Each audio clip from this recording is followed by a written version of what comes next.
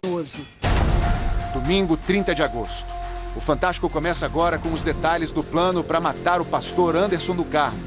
Uma história de ódio e assassinato contada com vídeos exclusivos dos depoimentos. Só vim pra dizer que Deus ama você. Dissimulada, perigosa. Depois que eu peguei essas crianças, né, eu descobri uma coisa, que eu amo muito ser mãe. Uma especialista na manipulação de pessoas. Cruel. É com esses adjetivos que o Ministério Público descreve a personalidade de Flor de Lis. Algo lindo vai chegando aí pra você, surpresa. Projeto bom, né, amor? Um projeto lindo, do coração, gente.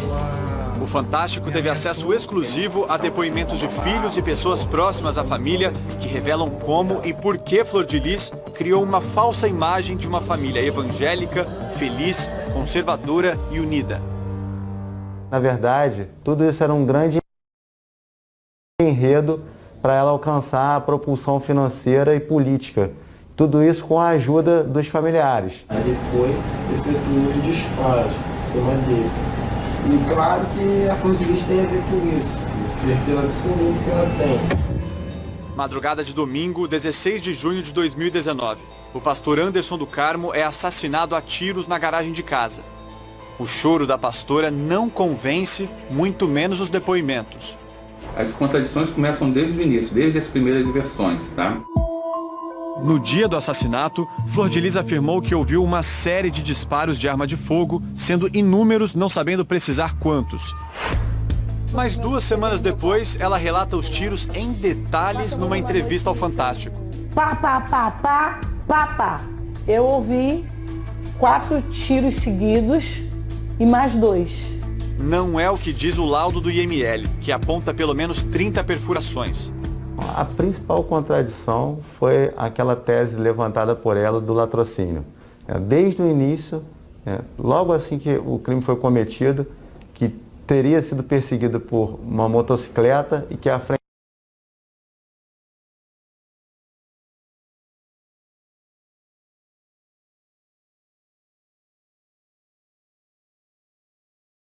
da casa dela havia um veículo suspeito. Ele sacrificou a vida dele para proteger a família, não permitindo que eles entrassem dentro de casa. Também foi desmentida pelas câmeras que existem no condomínio, não houve ninguém, então, ou seja, o assassino já estava dentro de casa.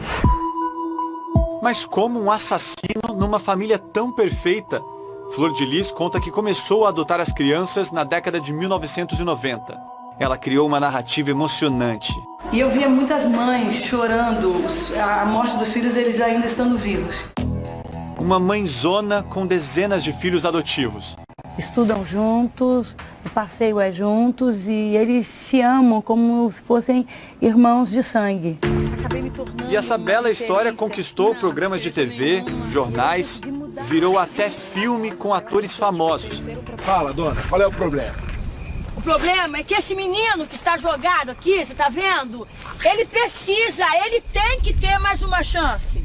Porque ali ela era o próprio personagem, ela era a própria Flor de Lis, entende? Então hoje em dia acaba sendo paradoxal, porque se ela era uma pessoa que ela interpretava era mesmo e hoje ela mostra outra pessoa, parece que naquela época ela era uma atriz. O pastor Anderson acompanhava tudo de perto. Ele era o gestor financeiro da família, ele geria a carreira artística, política e religiosa da pastora, era considerado o cérebro da família. Ao lado de Anderson, Flor de Lis ganhou mais projeção. Gravou discos, fundou a própria igreja, o Ministério Flor de Lis, e se enveredou para a política. Em depoimento, a mãe de Anderson conta que aos 11 anos ele era chamado para pregar na comunidade com Flor de Lis, na época com quase 30 anos e 3 filhos biológicos. Anderson se tornou um filho afetivo, não foi adotado oficialmente. Depois, ele começou a namorar uma das filhas da pastora, virou genro. E aos 14 para 15 anos, Anderson e Flor de Lis começaram a se relacionar como um casal. Juntos formaram uma família com 55 filhos.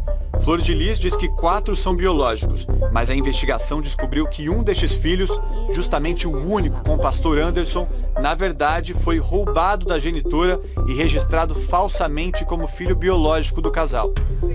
Os depoimentos revelam mais mentiras. Dentro da casa havia uma nítida diferença de tratamento entre os filhos. Os filhos mais próximos a Flor de Lis, que hoje são réus no assassinato, tinham tratamento privilegiado. Com relação ao vestuário, lazer, quantias em espécie e tudo mais. Até mesmo a disposição nos próprios cômodos da casa. Luan, um dos filhos afetivos, afirma que havia geladeiras exclusivas, às quais os adotados e os afetivos não tinham acesso. E o pastor funcionava como o fiel da balança. Ele restabelecia essa relação de equilíbrio. Ele era muito rigoroso no trato com a família. Anderson tinha absoluto controle da arrecadação financeira e dos gastos. Ela falava comigo. Ele controlava demais o dinheiro, não era justo, não dividia da forma correta com ela, que não estava aguentando mais. A denúncia do Ministério Público ainda revela um comportamento mais próximo a uma seita, com sexo em grupo entre membros da família, com rituais totalmente divergentes da doutrina das igrejas cristãs evangélicas. Em depoimento, uma testemunha afirma que uma das filhas afetivas do casal foi oferecida sexualmente para pastores estrangeiros. As testemunhas também relatam relações sexuais entre Anderson e uma filha afetiva e noitadas em casas de swing. Segundo a denúncia, é uma completa dissociação entre a imagem construída e as práticas do grupo familiar. Você que está aí sozinho, você que está em crise familiar, crise conjugal, vem comigo. Essa imagem construída pela deputada a levou até a Câmara dos Deputados. Foi a mulher mais votada pelo Rio de Janeiro na eleição de 2018. Depois que ela tomou posse, sentou na cadeira, né, de deputada federal, ela mudou muito mesmo, muito. Ela já não aceitava mais, já se posicionava com firmeza aos comandos dele. Foram quantas tentativas de assassinato do Anderson? Foram várias. Os primeiros relatos são de tentativas de envenenamento. Eles começaram com arsênico, quando foi mais ou menos em março, abril de 2019. Tentaram passar para cianeto. A investigação encontrou vários registros de Anderson na emergência de hospitais de Niterói, com relatos de vômitos, diarreia, sudorese. Esses boletins de atendimento médico foram submetidos a uma perícia. Os médicos legistas concluíram que todos aqueles sintomas eram compatíveis com envenenamento. Uma perícia no celular da filha Simone mostra que ela pesquisou no Google mais de uma vez sobre a substância tóxica cianeto. Ela não conseguiu levar esse plano a cabo por circunstâncias alheias à vontade dele, o socorro foi efetivo, e aí ela colocou em prática um outro plano criminoso mais audacioso, com utilização de arma de fogo. No iPad usado pelos filhos próximos a Flor de Lis, a perícia também encontrou pesquisas como assassino onde achar. Eles buscavam um matador de aluguel. Mas saía muito mais caro e era muito mais arriscado. Flor de Lis e os filhos partiram para uma solução caseira. Uma das negociações era para convencer o filho Lucas a cometer o crime. Neste vídeo exclusivo, ele relata os pedidos da irmã Marzi. Falou, pô, você não quer matar ele não? Eu falei, vai matar ele por quê, pô? Pô, aqui em casa tá todo mundo de saco cheio aqui com ele, ninguém mais aguenta ele aqui. Era pra, simular um assalto. Ele conta que os pedidos também partiram da sobrinha Rayane. A Rayane me procurou também, falando que ele estava fazendo várias coisas ilícitas lá em Brasília. Ela foi para Brasília com salário, prometido com um salário de 15 mil, mas estava chegando na mão dela só 2.500. Ela falou, pô, você não quer matar ele não? Eu falei, tá maluco, Rayane? Lucas diz que depois desses pedidos, mostrou para a mãe o celular com as mensagens que Marzi estava pedindo para ele matar o pastor. Flor de Lis apagou as mensagens do aparelho, mas as conversas foram parar no iPad do pastor Anderson, possivelmente por serem sincronizados. Em março de 2019, o meu pai, a segurança do carro, me procurou. Israel, estão querendo me matar. Lucas não matou, mas comprou a arma do crime. Os disparos foram feitos pelo filho biológico de Flor de Lis, o Flávio. Segundo a polícia, tudo sob o comando da mãe. A investigação final demonstrou que ela foi responsável por arquitetar, planejar esse crime, arregimentar pessoas, convencer essas pessoas de que valia a pena esse crime. Ela financiou a compra da arma e, além disso, após as investigações concluídas, ela tentou ocultar provas. Flor de Lis tentou manipular o depoimento de alguns filhos. A um deles chegou a oferecer passagens para os Estados Unidos. E ela foi além, inventou uma carta que teria sido escrita pelo filho Lucas, que estava preso, para tentar incriminar outros filhos. No ano passado, ela chegou a nos mostrar essa carta, mas não sabia responder perguntas básicas. A senhora recebeu quando essa carta? Olha,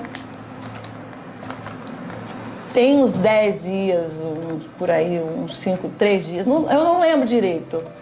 Eu ando tão, sabe? A denúncia afirma que Flor de Lis usa o cargo de deputada federal para dificultar as investigações e, pior, apontar dolosamente responsabilidade a atuais desafetos pela prática do crime que ela cometeu. A prisão dela seria de extrema importância para a investigação. Mas Flor de Lis tem imunidade parlamentar. Só pode ser presa em flagrante por crime inafiançável ou quando houver sentença transitada em julgado. Um caminho para a prisão de Flor de Lis seria pela perda do mandato por quebra de decoro parlamentar. Para isso, o caso dela teria que ser analisado pelo Conselho de Ética da Câmara, que está parado desde março por causa da pandemia. Eu conversei com o presidente da Câmara, Rodrigo Maia. Ele disse que nesta próxima semana vai propor à mesa diretora a retomada dos trabalhos do Conselho de Ética. Enquanto isso, aqui no Rio de Janeiro, as investigações continuam para apurar se outros filhos participaram do assassinato. Os promotores também compartilharam provas com a Procuradoria-Geral da República, porque encontraram indícios de nepotismo e rachadinha no gabinete de Flor de Lis em Brasília. A defesa de Flor de Lis disse acreditar em sua inocência e que vai trazer provas para esclarecer os fatos errôneos e injustos imputados contra ela. Os advogados de Flávio dizem que ele vai esclarecer os fatos e trazer detalhes de como os depoimentos foram tomados. A Defensoria Pública, que representa Lucas, afirma que em julgamento ele vai mostrar que não participou do homicídio. E os advogados dos outros filhos e da neta de Flor de Lis informaram que vai ser demonstrada a improcedência das exageradas e levianas imputações atribuídas a eles. No nosso podcast, você vai descobrir detalhes exclusivos dessa investigação. O nosso convidado é o promotor Sérgio Pereira Lopes, do Ministério Público do Rio. É uma edição especial do nosso podcast que acaba de completar 1 ano. O episódio já está disponível.